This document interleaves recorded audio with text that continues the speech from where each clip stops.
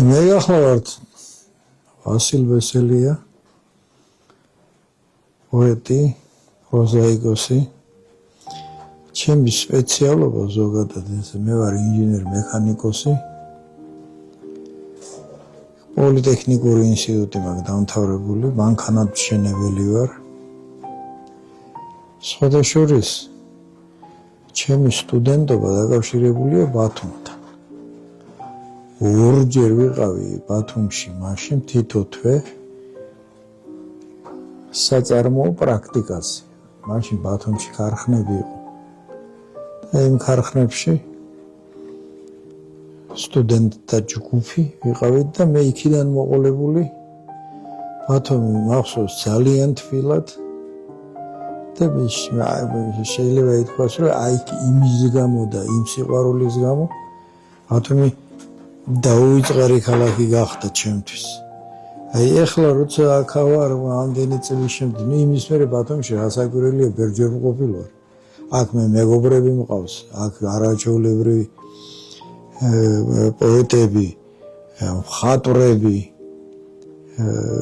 რასაკვირველია ბერჯერ მყოფილი ვარ, მაგრამ აი ესე მოწვევით ასეთ მნიშვნელოვან დღეს, ასეთ ფესტივალზე, ასეთ არაჩვეულებრივ გარემოში და ეხლა მე სადაც ვარ, ეს ფრიდონ ხალვაშის სახლ-მუზეუმია.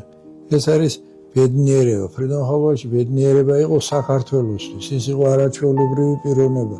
თბილი, კეთილშობილი, ძალიან უბრალო, ადამიანური. ძალიან კარგად მახსოვს მე ის პოეტი იყო და აღიარებული კაცი იყო რა პერიოდში თქვენ ხო წარმოგიდგენიათ მაშინ გალაკტიონი ცოცხალი იყო, გოგლა ცოცხალი იყო, სიმონ ჩიქოვანი ცოცხალი იყო, კონსტანტინე გამსახურდია იყო, მერე მუხრანი, მურმანი და ამ ხალხში ფრიდონ ხალვაში ჩანდა როგორც მათი რანგის და მათი გილდიის წევრი. სოფელი ეს ნოსირი, ჩემი საყვარელი სოფელი. იქ ვარ დაბადებული, გაზელი, სკოლას იქ დავამთავრე. მერე წავედი თბილისში პოლიტექნიკური ინსტიტუტი დავამთავრე, სხვათა მიუხედავად იმისა, რომ მე ბავშვობიდან მწერდი ლექსებს და ჰუმანიტარული მიმართულებით უფრო განათლებული ვიყავი და უფრო მქონდა მიდრეკილება. არაჩვეულებრივ ვსწავლობდი სკოლაში და მედალზე დავამთავრე სკოლა. ტექნიკურ საგნებში ძალიან ძლიერი ვიყავი.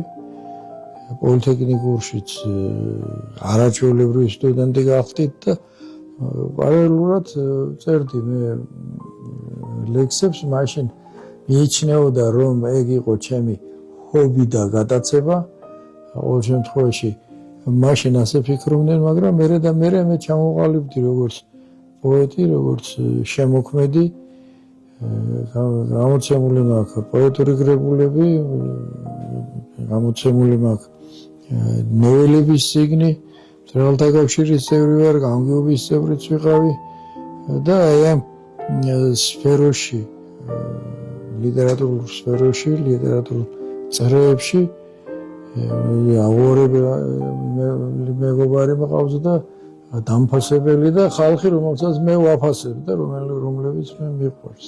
იმ პერიოდის პოეტი ვარ, როცა ჩვენ კომუნიზმს ვაშენებდით. ძალიან ძნელი იყო მაშინ აი ამ ლიტერატურულ ასპარეზზე გამოსვლა. ლექსი უნდა დაგეპირწო, მაშინ სოციალური წრეები არ იყო, მაშინ ეს ფესტივალი და ასეთი მსგავსი რაღაცეები, ქუჩის პოეზიაც არ იყო, რომ გამოსულიყავი და რაღაც ლექსები წაიკითხა, ადრე რო კითხულობდნენ ცისფერა განძელები და აი ეს პერიოდი დამთავრებული იყო. ლექსები დამქონდა რედაქციიდან რედაქციაში მაშინ მოგეხსენებათ და როგორც წესი არავინ არ მიბეჭდოდა, უნდა ყოლოდა მაშინ ვიღაცა პატრონი. გაგებით ვამბობ ამას. პროტეჟე კი არა, პატრონი ვიღაცა, ვინც იტყოდა, რომ აი ეს კაცი, ამ კაცის ლექსები არის კარგი და ამის დაბეჭდა შეიძლება.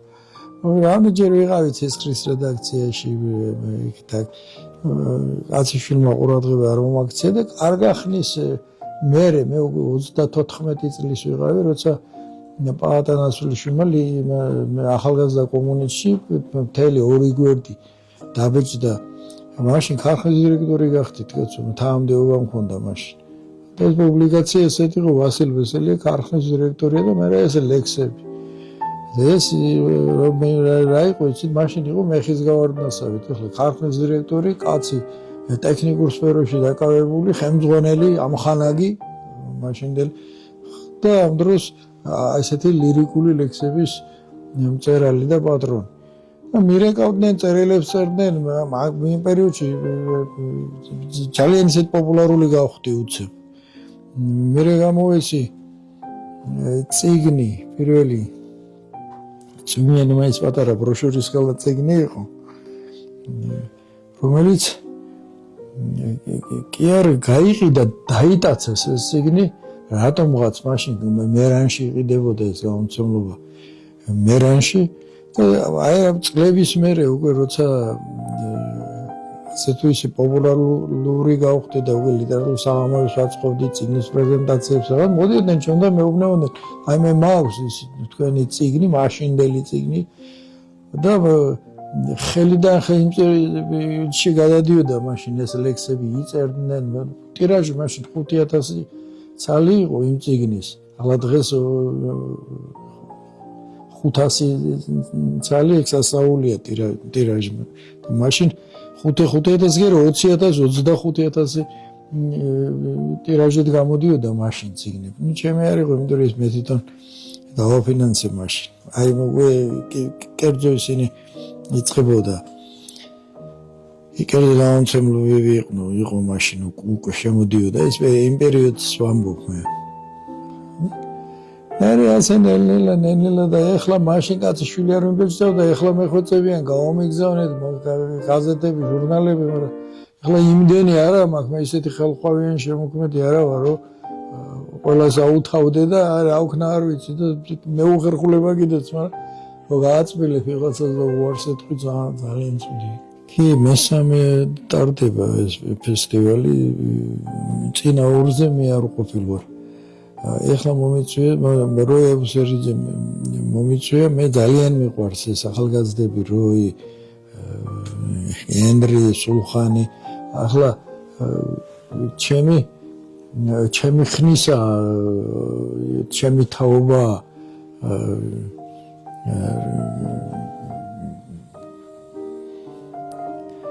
ხლონტი ახთან გლონც ვიცნობოდა, აი თბილისშიც ცხოვრობდა, იქიდან მოყოლებული და ძალიან ისეთი მძაფრი და ემოციური ლექსები ჰქონდა მას ახალგაზრდობიდან.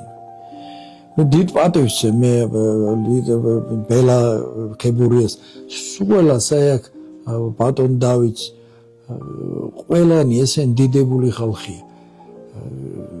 სულ არ მიკვირს, რომ ეს ფესტივალი ასე მნიშვნელოვანი გახდა და ასე პოპულარული გახდა.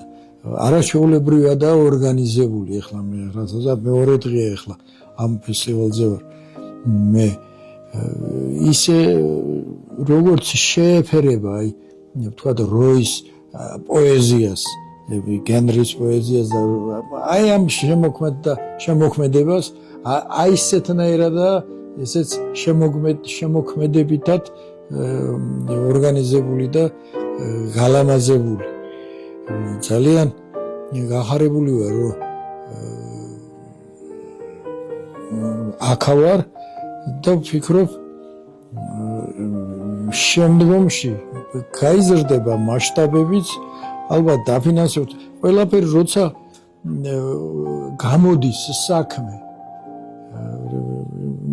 იქ დაფინანსებლების გამოჩნდება მიმართულებები გამოჩნდება, გაფართოვდება ეს ყველაფერი ძალიან მნიშვნელოვანია, რასაკვირველია მნიშვნელოვანია, აქ მარტო კი არა ვარ. აქ არის ახალგაზრდები, ჩემი შვილიშვილების თაობა.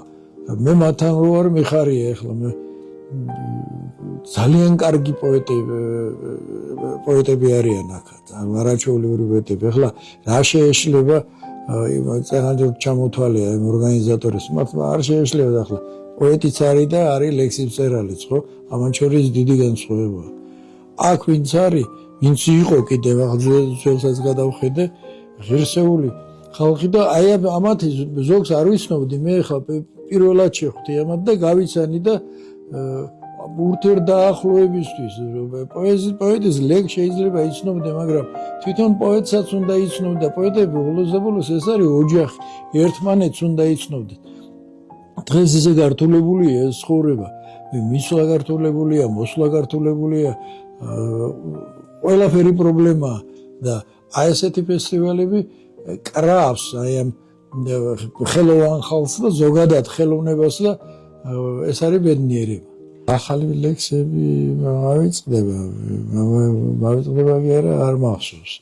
ისევ ძველს თუ წავიკითხავ, ხო იცით, ძველი ინფორმაციას ასაკში შედიხარ, ძველი ინფორმაციას იმარჩუნებ და ახალი გავიწყდებ. ელვა შექმნია თმაში, ხმაში შეკბარვია დაღლა, ისე მჭირდებოდი მაშინ, როგორც არ მჭირდები ახლა.